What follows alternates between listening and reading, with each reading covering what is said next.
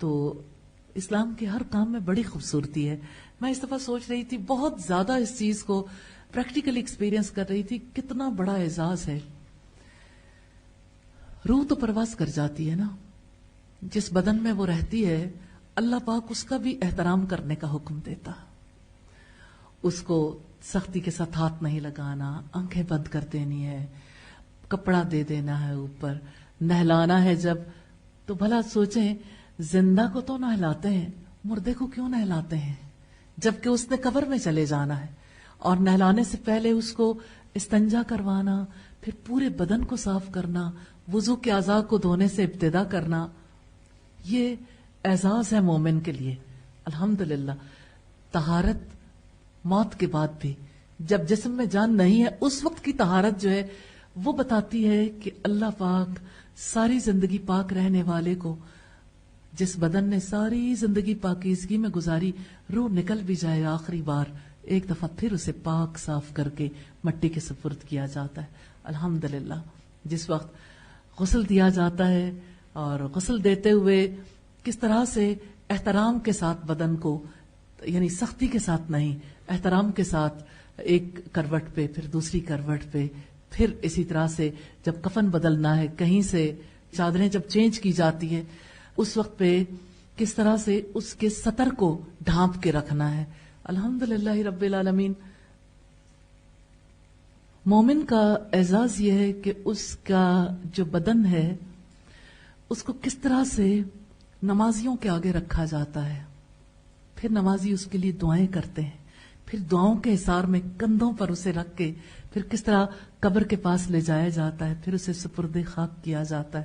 الحمدللہ. پھر بھی قبر کے ارد گرد ٹھہر کے انتظار کیا جاتا ہے. اور کس طرح سے آپ صلی اللہ علیہ وسلم نے یہ حکم بھی دیا کہ اس کا انتظار کرو، کیونکہ میت کے جسم میں روح واپس آ جاتی ہے نا، تو وہ قدموں کے لوٹنے کی چاپ سنتا ہے جس وقت قدم جا رہے ہوتے ہیں.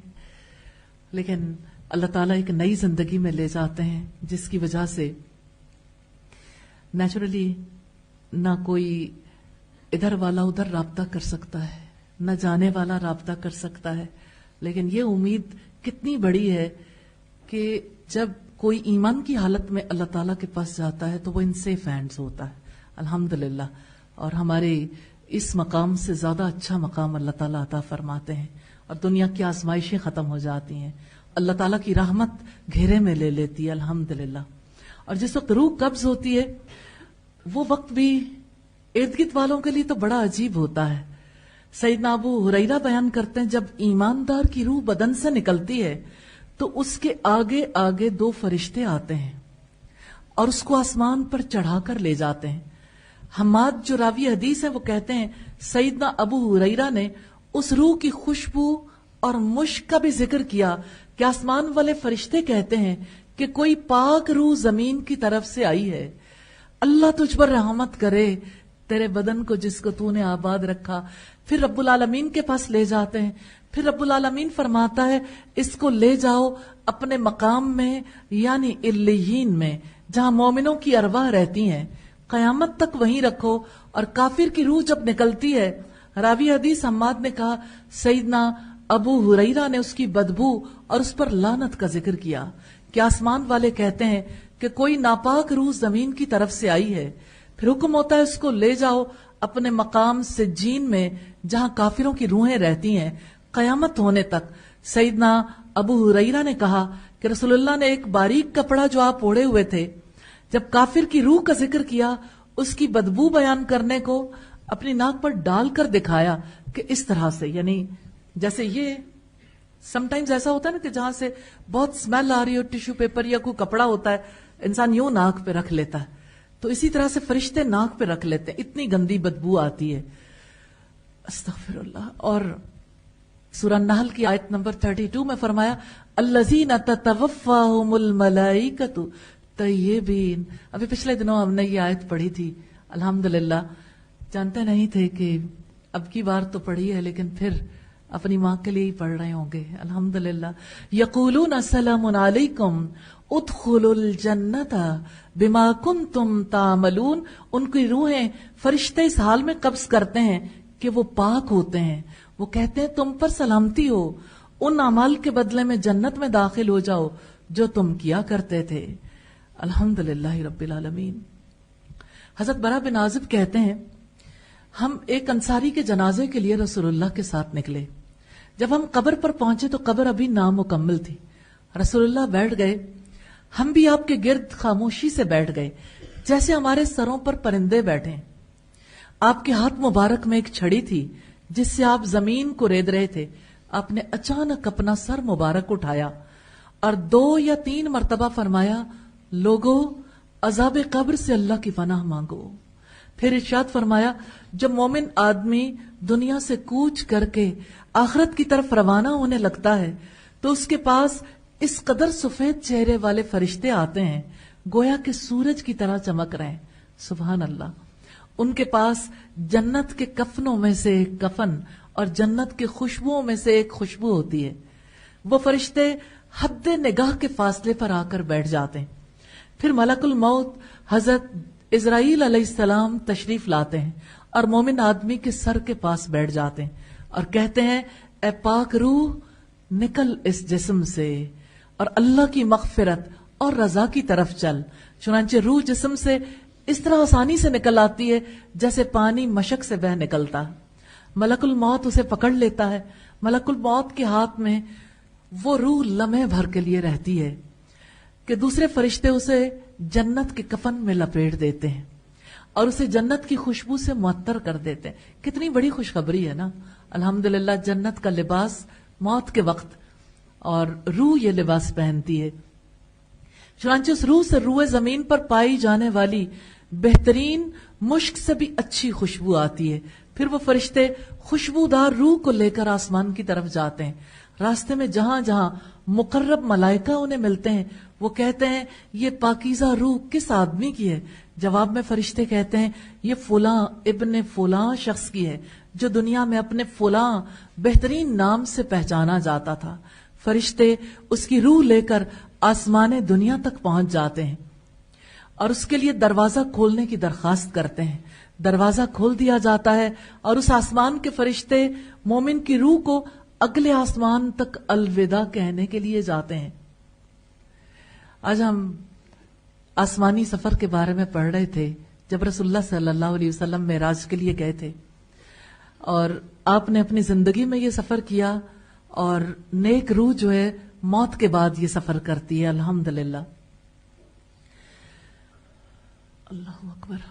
حتیٰ کہ فرشتے اس روح کو لے کر 7ویں آسمان تک پہنچ جاتے ہیں. اللہ تعالیٰ کی طرف سے حکم ہوتا ہے, میرے بندے کا نام علیین میں لکھ لو اور اسے زمین کی طرف واپس اس کے جسم میں لوٹا دو. کیا آپ جانتے ہیں کہ جب مردے کو دفن کر دیا جاتا ہے تو اللہ تعالیٰ کے فرشتے اس کے پاس آتے ہیں اور اس سے سوال جواب کرتے ہیں. یہ وہ موقع ہوتا ہے جب روح جسم میں آ چکی ہوتی ہے اور روح جب آتی ہے تو کیسے کیسے معاملات ہوتے ہیں. جب فرشتے سوال جواب کر لیتے ہیں تو مومن کی روح خوش ہو جاتی ہے. وہ کہتی ہے مجھے جانے دو, میں اپنے گھر والوں کو جا کر بتاؤں میرے پر اللہ کا کتنا بڑا کرم ہے. تو فرشتے کہتے ہیں ابھی ٹھہر جاؤ, ابھی آپ آرام کرو, اور اسے سلا دیتے ہیں. الحمدللہ رب العالمین. تو اللہ رب العزت کی طرف سے جو بشارتیں دی گئیں, جو رغبت اللہ کے رسول صلی اللہ علیہ وسلم نے دلائی, اس پر یقین کرتے ہوئے انشاءاللہ تعالی موت کا مرحلہ آسان ہو سکتا ہے انشاءاللہ. اور جس انسان کو یہ یقین ہو کہ میرے جانے کے بعد میری اولاد میرے لیے صدقہ جاریہ بنے گی, انشاءاللہ اس کے لیے اور زیادہ آسانی ہو جاتی ہے. الحمدللہ. اور آپ دیکھیں کہ اس کی مصیبت پر اس کے اجر کی کتنی بڑی خوشخبری ہے جس عورت کا بچہ فوت ہو جاتا ہے اور وہ اس مصیبت پر صبر کرتی ہے, لیکن اسی عورت کی وفات پر اس کے بچوں کی طرف سے اس کے لیے خوشخبری مسلسل پہنچتی رہتی ہے. جو بچے اللہ کے پاس بھیجتی ہے تب بھی اس کے لیے وہ خوشخبری کا سبب بنتے ہیں.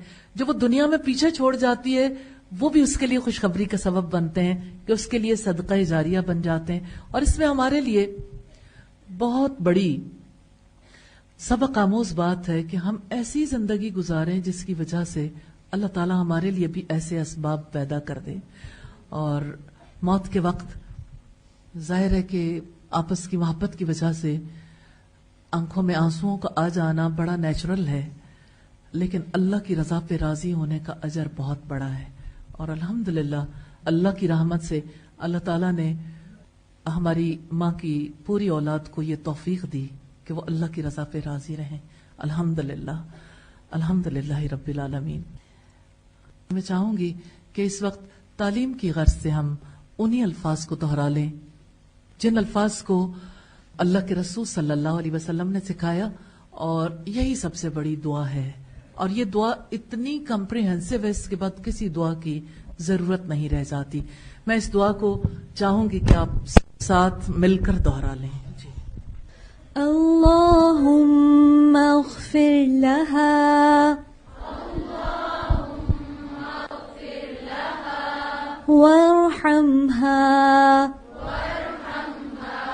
وارحمها وعافها واعف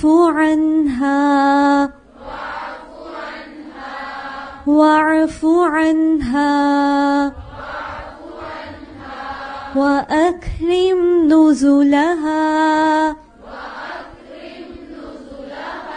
وأكرم نزلها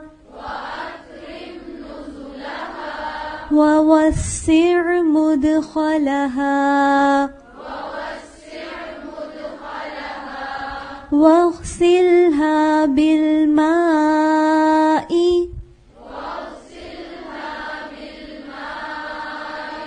والثلج والبرد ونقها من الخطايا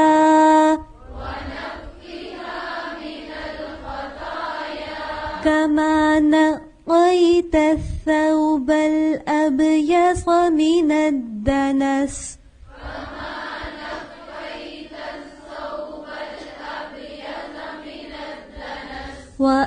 وأبدلها دارا خيرا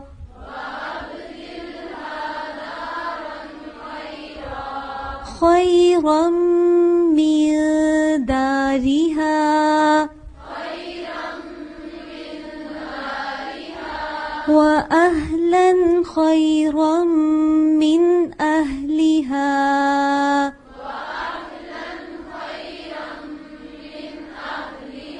وزوجا خيرا من زوجها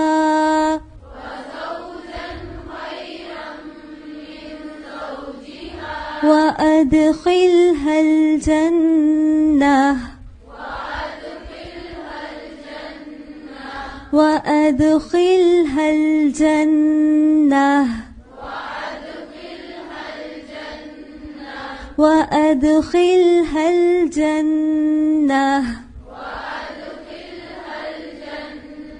وأعذها من عذاب القبر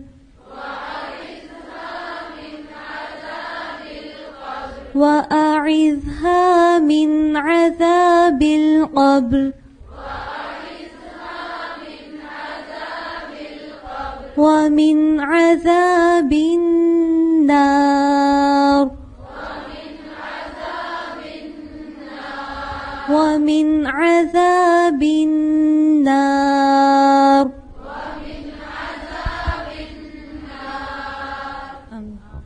میں ان تمام لوگوں کا شکریہ ادا کرتی ہوں.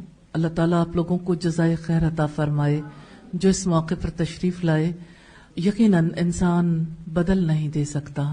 یہ یقیناً مسلمان پر حقوق ہیں جن کو مسلمان ادا کرتے ہیں. اللہ پاک آپ کے آنے کو قبول کرے اور آپ کی زندگیوں میں برکت دے، اور اللہ تعالیٰ ہمیں بھی ایمان والی زندگی اور ایمان والی موت نصیب کرے، اور اللہ پاک ہم سے راضی ہو جائیں. السلام علیکم ورحمۃ اللہ وبرکاتہ. سبحانک اللہم وبحمدک نشہد ان لا الہ الا انت نستغفرک و